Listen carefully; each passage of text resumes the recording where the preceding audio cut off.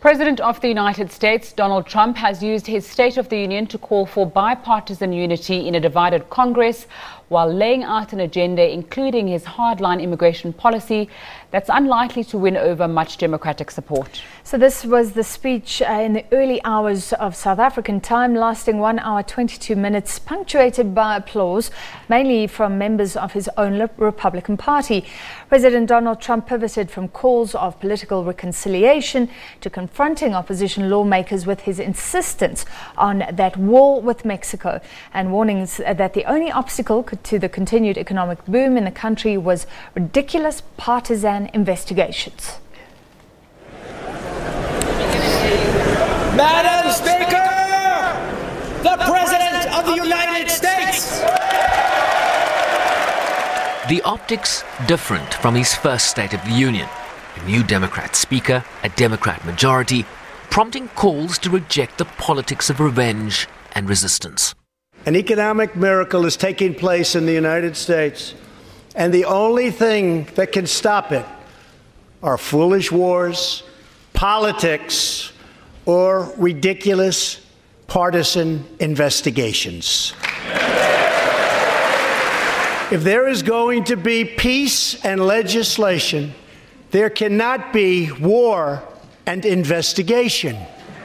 It just doesn't work that way.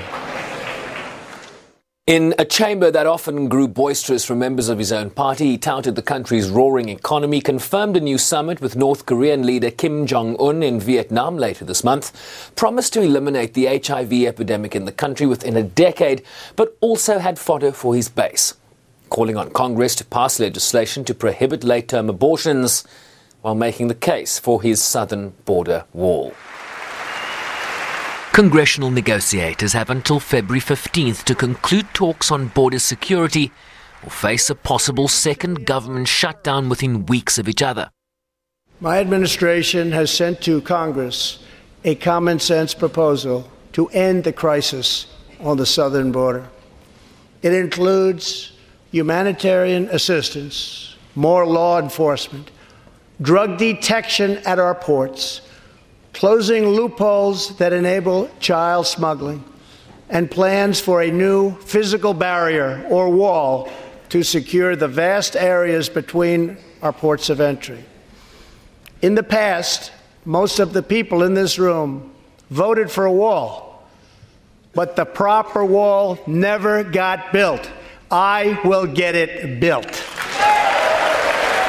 He talked to areas of possible bipartisanship over healthcare and prescription drug costs, an infrastructure bill, and this moment that united the chamber. All Americans can be proud that we have more women in the workforce than ever before.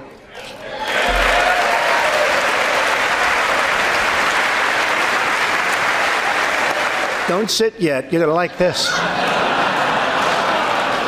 And exactly 1 century after Congress passed the constitutional amendment giving women the right to vote, we also have more women serving in Congress than at any time before.